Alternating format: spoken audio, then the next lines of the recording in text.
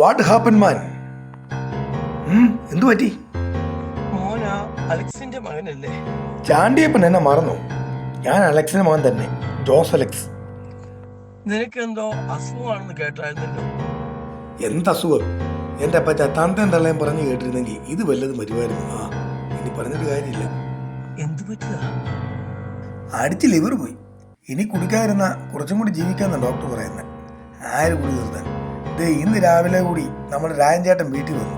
2 peg തന്നു. എല്ലാം സുഖം. ജീവിക്കാൻ ഒരുപാട് കൊതിയുണ്ട്. അപ്പനെയും അമ്മേനെയും ഒക്കെ പൊന്നുപോലെ നോക്കണം. ഇനി പറ്റുമോ? പറ്റൂടാ മോനെ, നിനക്ക് പറ്റും. ഇല്ല പറ്റ. നമ്മുടെ കൂടെ നടക്കുന്നവരില്ലേ, അവർ സ്നേഹിക്കുന്നത് ഈ വിഷം തിന്ന. കുടി പഠിച്ചിട്ടുണ്ടോ? നമ്മൾ ജീവിതത്തിൽ വേണ്ടാന്ന് പറയത്തില്ല. ഓട്ടെ. എന്താ ചാണ്ടിയപ്പന്റെ മുഖത്തൊരു മ്ലാനത? നിന്നോട് ഞാനത് പറയാം. നീ ആവുമ്പം മറ്റാരോടും പറയില്ലെന്നറിയാം. കുടുംബ രഹസ്യം മറ്റാരും അറിയുന്ന അന്തസ്സുള്ളവർക്ക് സഹിക്കില്ല. പറഞ്ഞു, ധൈര്യമായിട്ട് പറഞ്ഞു. ഞാൻ ഇനി ഇത് ആരോട് പറയാൻ? ഈ പറഞ്ഞാലും സാരമില്ല. 2 ദിവസം കഴിയുമ്പോൾ നാട്ടുകാരിതറിയും. എന്റെ മക്കളെ അല്ലില്ലാതെ കഷ്ടപ്പെടുത്താതെ ഞാൻ വളർത്തിയതാ. 3 പേരും നന്നായി പഠിച്ചു, വിദേശത്ത് ജോലിയും നേടി, വിവാഹം കഴിച്ചു. അവിടെ തന്നെ അവരങ്ങ് കൂടി.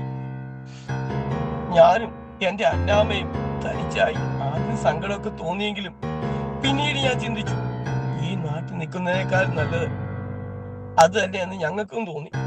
ഇപ്പം എന്റെ അന്നാമ്മയോ അവരങ്ങ് കൊണ്ടുപോകുക. അവർക്കിഷ്ടമില്ല, എങ്കിലും പോയേ പറ്റൂ.